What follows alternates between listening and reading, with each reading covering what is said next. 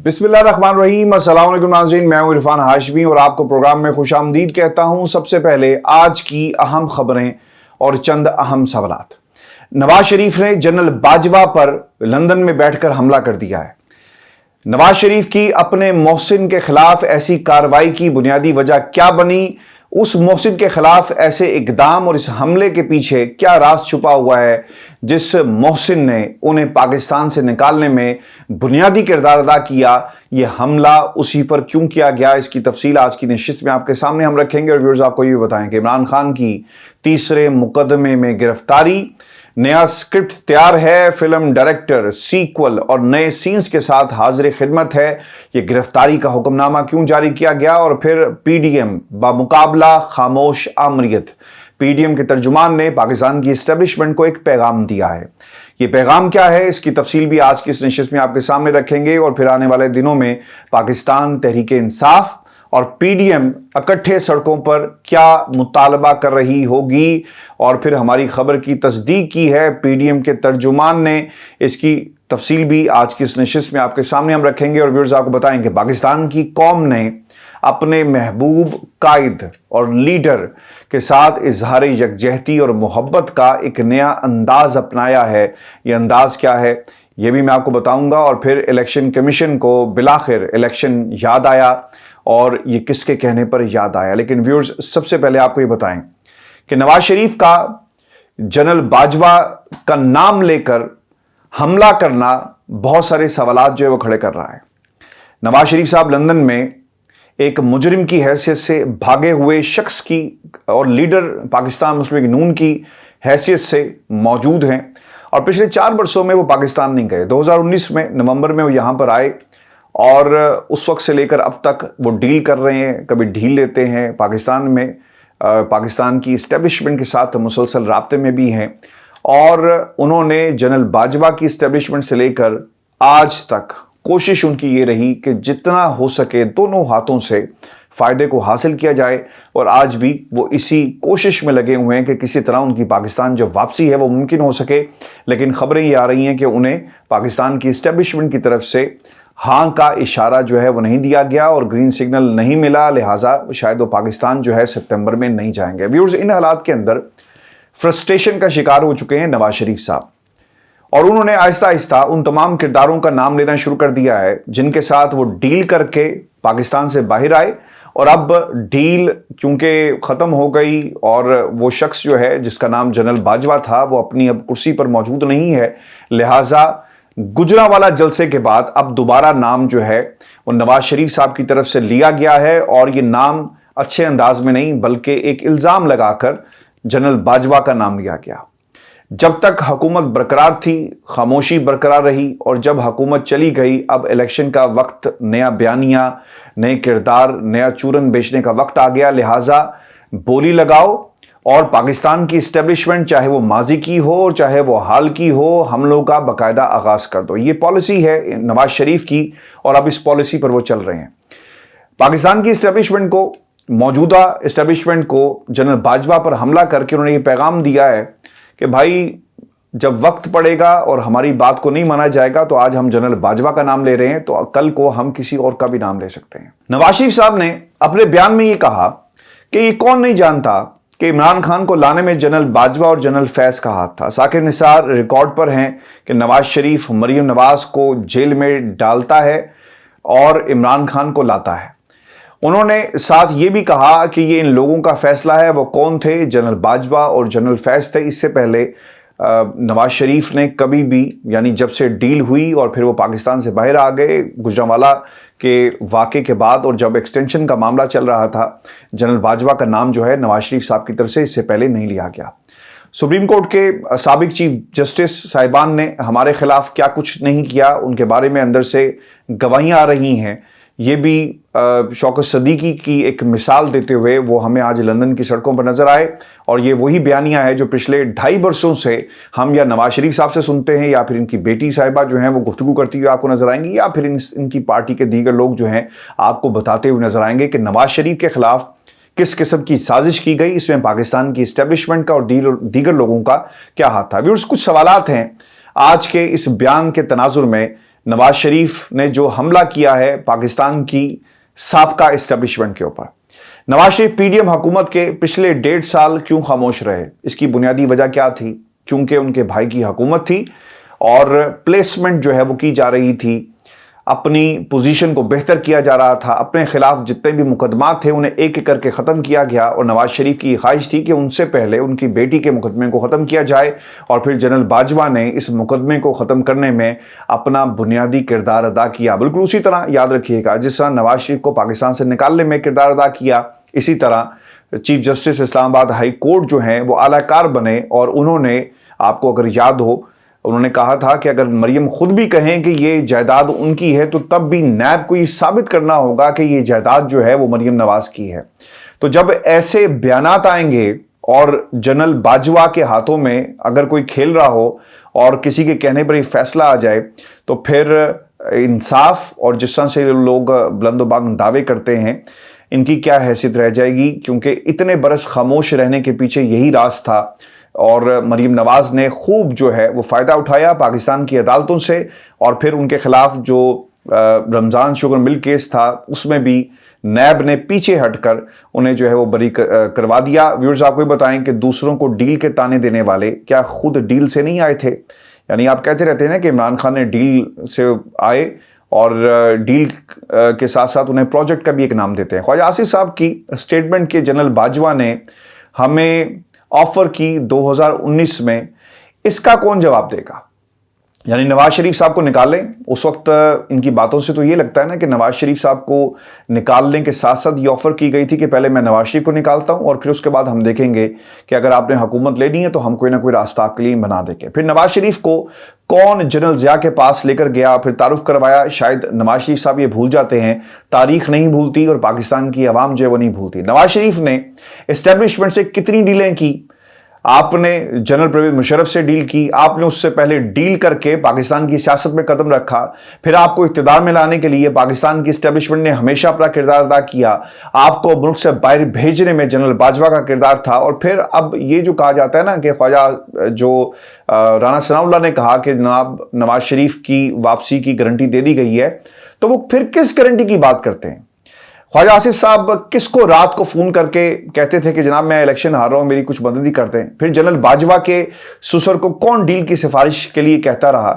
और नून लीग की पूरी टीम किस नर्सरी से तैयार होकर आई, यहां तक पहुंची है जहां पर वो बैठकर बातें करते हैं? अगर आपको याद हो, फवाद ने एक बयान में ये कहा था कि जनाब शहबाज शरीफ ने जनरल राहील शरीफ को एक्सटेंशन की गारंटी दे दी थी। वो किसके कहने पर दी थी? यानी आपको जो पसंद होगा आप उस जनरल को इक़्तिदार में लाएंगे और अगर आपको पसंद नहीं होगा, यानी मैं उस दिन कुछ सहाफ़ियों को पाकिस्तान के टीवी चैनल पर सुन रहा था और एक ने हिम्मत करते हुए ये बात कही कि जनाब देखें, जब आप किसी भी शख्स को एक्सटेंशन देते हैं ना तो उसमें आपकी पसंद और नापसंद शामिल हो जाती है। एक कानून अगर बना दिया जाए ना कि अगर जो टॉप जनरल है उसको उसकी सीनियरिटी की बुनियाद पर आर्मी चीफ लगाया जाएगा तो ये मसला हमेशा के लिए हल हो जाएगा। जब आप किसी को पसंद नापसंद, वादे और फिर कुछ लो और कुछ दो की बुनियाद पर लाते हैं ना तो फिर खराबी सिस्टम में शुरू हो जाती है। और यही कुछ पाकिस्तान के साथ हमेशा होता रहा। जिस शख्स की बारी है, जिस जनरल की बारी है, अगर उसे आर्मी चीफ ना बनाया जाए और किसी और को बना दिया जाए तो वहाँ से हालात जो है वो ख़राब होना शुरू हो जाते हैं। और आर्मी चीफ की तकर्री के मामले में नवाज शरीफ साहब ने हमेशा जो है वो धोखा ही खाया है। व्यूअर्स, आपको भी बता दें कि नवाज शरीफ की जस्टिस बंदयाल पर गोलाबारी भी हुई है। नवाज शरीफ को तोशाखाना केस में रिलीफ का अब यकीन हो गया है, क्योंकि जिस किस्म के रिमार्क्स जो है ना वो सुप्रीम कोर्ट ऑफ पाकिस्तान से आए, उसके बाद इन्हें लगता है ये है कि शायद अब इनकी दाल जो है वो नहीं गिलेगी। और व्यूअर्स, आपको बता दें कि तोशाखाना केस के कमज़ोर कानूनी पहलू, ट्रायल कोर्ट और जस्टिस आमिर का कंडक्ट नवाज शरीफ की जस्टिस बंदयाल पर तनकीद से छुप नहीं सकता। आप जितनी मर्जी तनकीद करें, लेकिन केस अपने मेरिट्स पर अगर जाए तो ये एक मिनट भी स्टैंड नहीं करेगा पाकिस्तान क्या किसी की अदालत में भी। और व्यूअर्स, ये भी इंपॉर्टेंट है कि जस्टिस उमर अता बंदयाल को ये अपील ना मजबूरन सुननी पड़ी है। अगर Islamabad high court Toshakhana case में अपना किरदार जो है अपीलों में पूरा करता तो शायद नवाज शरीफ को जस्टिस बंदयाल पर हमला करने का ये बहाना ना मिलता।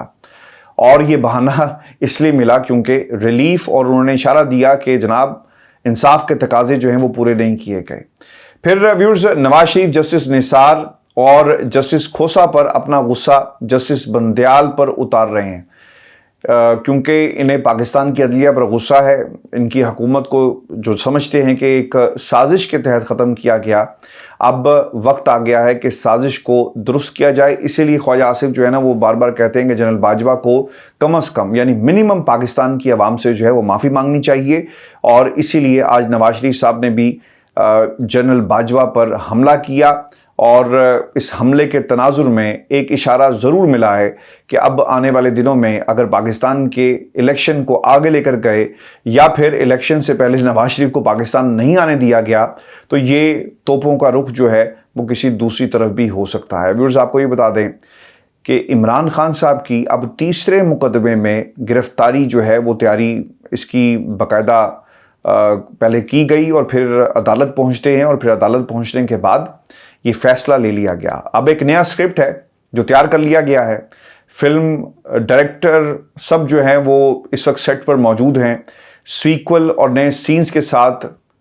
یہ سین جن کا اشارہ پاکستان کی انسداد دہشت گردی کی عدالت کی طرف سے دیا گیا کہ جائیں اور جا کر آپ گرفتار کر لیں، تو اب یہ گرفتاری کا جو سین ہے اسے عکس بند بہت جلدی جو ہے وہ کرنے کے بعد منطقی انجام تک پہنچایا جائے گا۔ عمران خان صاحب کی اٹک جیل میں گرفتاری ہو گئی ہے تیسرے مقدمے میں، لیکن سوال یہ پیدا ہوتا ہے کہ یہ گرفتاری کس کے کہنے پر جو ہے وہ کی گئی۔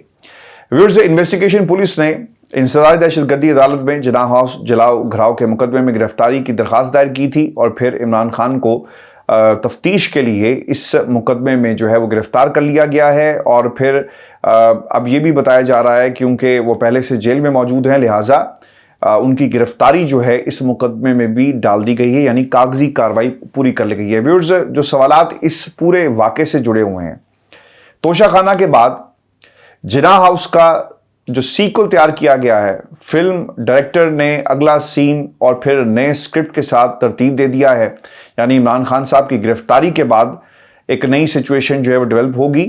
اگر اس کیس سے انہیں ریلیف مل گیا تو جناح ہاؤس کے حملے کے مقدمے میں انہیں جو ہے وہ لمبا اندر بھیجنے کی تیاری جو ہے وہ کی جائے گی۔ پھر عمران خان کو اٹک جیل میں ہی رکھنے کا پلان تیار کیا گیا ہے، ٹرائل کورٹس استعمال ہو رہی ہیں، پہلے توشہ خانہ کیس کی عدالت اور اب انسداد دہشت گردی کی عدالت کو استعمال کیا گیا۔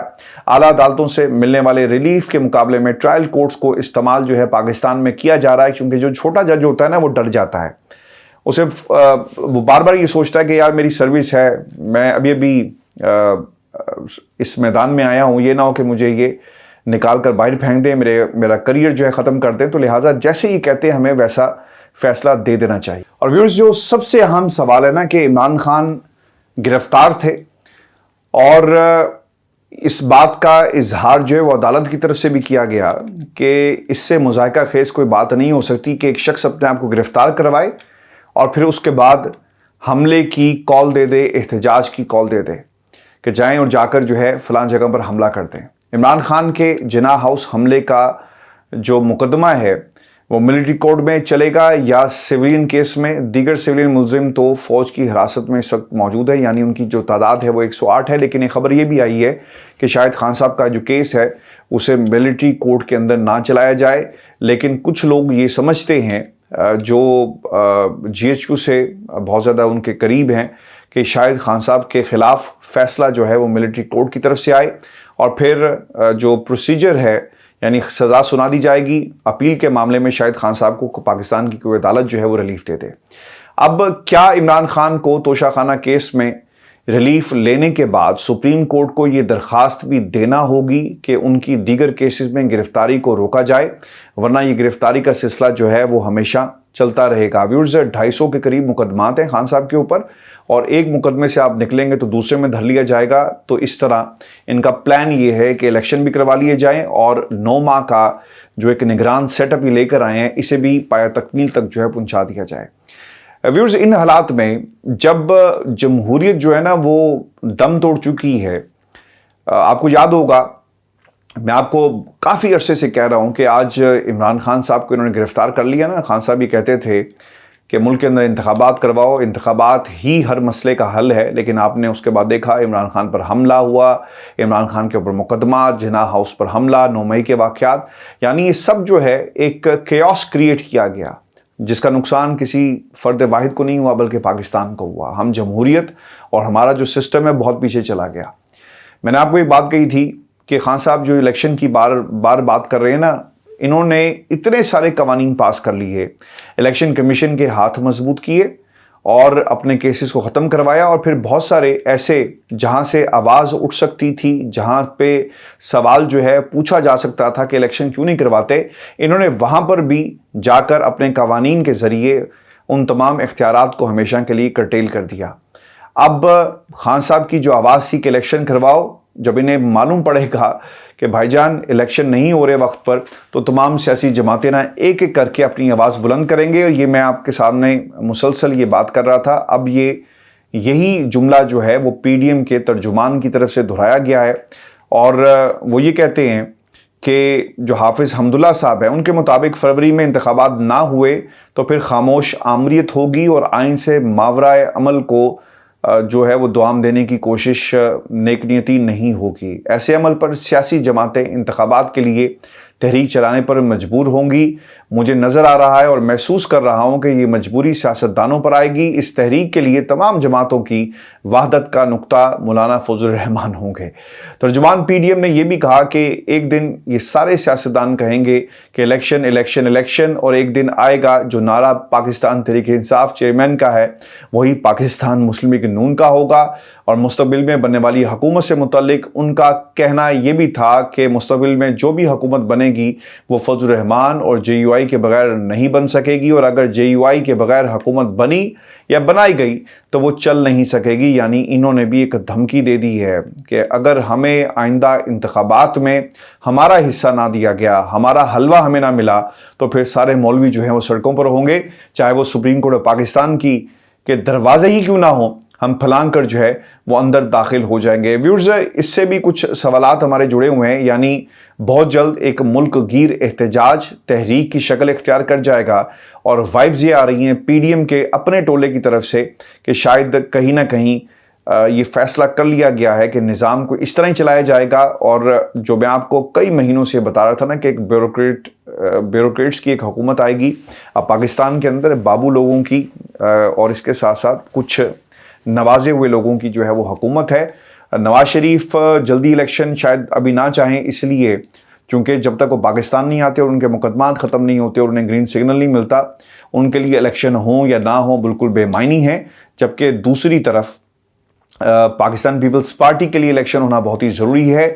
اگر اسٹیبلشمنٹ نے ان کی بازو نہ پکڑی تو یقیناً وہ بھی اسی طرح کی جو ہے وہ دھمکیاں لگاتے رہیں گے کہ الیکشن کرواؤ, نہیں تو جو ہے ہم معاملہ سپریم کورٹ پاکستان لے کر جائیں گے. جس طرح ٹی لمیٹیشن کے معاملے پر انہوں نے یہ آواز جو ہے پہلے بھی بلند کی. ویورز, اب آپ کو یہ بھی بتائیں کہ ان حالات میں جب خان صاحب نہ جیل میں ہیں اور جیل میں بیٹھ کر بھی انہوں نے اپنی آواز کو بلند کیا, اپنے حالات اپنے فالوورز کے سامنے رکھے, اور جن حالات کے اندر انہیں اس وقت رہنے پر مجبور کیا جا رہا ہے, جو سہولیات نہیں دی جا رہی, اس کی بھی ایک شکل جو ہے وہ ان کے بیانات کے ذریعے ہمیں گاہے بگاہے پتہ لگتی رہتی ہے. اور پھر انہوں نے ایک جملہ کچھ دن پہلے یہ کہا تھا کہ میرے اوپر جتنی مرضی سختیاں آ جائیں لیکن میں کسی صورت بھی جھکوں گا نہیں, پاکستان چھوڑ کر نہیں جاؤں گا, اور میرے حوصلے جو ہیں وہ ہمیشہ بلند رہیں گے. ویورز, ان حالات کے اندر اب ہوا یہ ہے کہ خان صاحب کو پاکستان کی عوام نے اب خطوط لکھنے کا ایک سلسلہ شروع کر دیا ہے.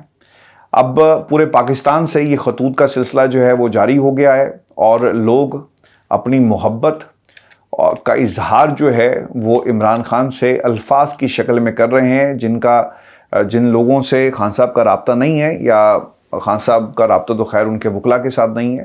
اور اب یہ رابطے کا سلسلہ جو ہے ایک کیمپین کی شکل جو ہے اختیار کر گیا ہے. کچھ خطوط جو لکھے گئے ان کے اقتباس جو ہے وہ میں آپ کے سامنے رکھ دیتا ہوں, اور آپ کو معلوم پڑے گا کہ پاکستان کی عوام جو ہے وہ عمران خان سے کتنا پیار کرتی ہے. اور یہ خطوط جو ہیں ہزاروں کی تعداد میں ہینڈ ریٹن اب لکھے جا رہے ہیں عمران خان کے نام. For Imran Khan, chairman P T I, prison number 804, Attock jail, dearest Khan صاحب, we as a nation are proud to call you our leader. اچھا یہ خط کافی لمبے ہیں لیکن میں چاہوں گا کہ زیادہ سے زیادہ جو ہے میں اس کو شامل کر سکوں. پھر ہنا زینب نے لکھا, the trainee doctor in UK, I used to call you my favorite leader in my tweets or posts on social media. My favorite leader Imran Khan, I have applied your thinking in my life that you only lose when you give up. اب یہ ایک پیغام ہے کہ young doctor کے لیے جو خان صاحب کی طرف سے دیا گیا. پھر ایک اور خط جو ہے وہ لکھا گیا ہے ایک اور شخصیت کی طرف سے, اور وہ یہ لکھتی ہیں کہ to the legitimate the prime minister of Pakistan. لوگ جو ہیں وہ عمران خان کو ہی اپنا آج بھی پرائم منسٹر مانتے ہیں, وہ تیسرے کسی شخص کو جو ہے وہ پرائم منسٹر نہیں مانتے. Congratulation on a fantastic victory. Like so many of your achievements over the years, you have been able to do what seems to be impossible, as you were able to do things with your career in cricket. اور پھر انہوں نے شوکت خانم کا بھی حوالہ اسی تناظر میں جو دیا ہے. ایک اور خط لکھا ہے جی, پیارے خان صاحب السلام علیکم, امید کرتی ہوں کہ آپ خیریت سے ہوں گے. میں جانتی ہوں کہ آپ ایک باہمت اور جرأت مند انسان ہیں اور اس شدید گرم موسم میں اٹک کے ایک تنگ اور تاریک زندان میں آپ بڑے حوصلے اور ہمت کے ساتھ وقت گزار رہے ہیں. لیکن ہیں تو آپ ایک انسان ہی. آپ کے جذبے اور حوصلے کو سلام, لیکن آپ کی تکلیف کا سوچ کر میرا دل تڑپ جاتا ہے. اچھا یہ ایک اور خط لکھا ہے احمد بیگ صاحب کی طرف سے, اور یہ لکھتے ہیں کہ my beloved leader since August 5th, you are physically but we as a nation are mentally and emotionally imprisoned. The kind of a jail cell where you and our national hero are being held, just the thought of it. آگے خیر انہوں نے جو چیز لکھی ہے تھوڑی سی مس print ہوئی ہے, بٹ اینی وے یہ وہ خطوط ہیں جو پاکستان کی عوام جو ہے وہ خان صاحب کو لکھ رہی ہے, اور یہ سلسلہ جو ہے وہ جاری ہے. ان خطوط کا, محبت کا, پیار کا جو لوگ عمران خان سے کرتے ہیں. لوگوں نے کوشش کی ان کا نام مٹا دیں, لیکن عمران خان کا نام جو ہے وہ لوگ اس طرح لے کر اور ان سے ایک تعلق جو ہے وہ جوڑنے کی کوشش کر رہے ہیں. یہ بھی ایک تحریک کی شکل ضرور اختیار کر جائے گا اس نئے دور میں. خطوط کا سلسلہ جو ہے یہ بھی ایک نئی جو ایک ریوائول ہے رواج کا خطوط لکھنے کا, اور یہ کریڈٹ بھی خان صاحب کو جاتا ہے چونکہ لوگ ٹویٹس کے ذریعے تو اپنا غم و غصے کا اظہار کرتے ہیں, لیکن خط کی جو اہمیت تھی جس میں آپ بیٹھ کر خود سے خیال کو بنانا, اس کو پھر قلم کے ذریعے الفاظ کی شکل دے کر کاغذ پر اتارنا, اوبویسلی ٹیکس ٹائم, لیکن لوگوں نے اپنا دل کھول کر جو ہے عمران خان کے سامنے رکھ دیا ہے. ویورز یہ شو تھا آج کا ہمارا. اپنے کمنٹس ضرور بھیجیے گا, چینل کو سبسکرائب کرنا مت بھولیں. مجھے اجازت دیجیے, اللہ نگہبان.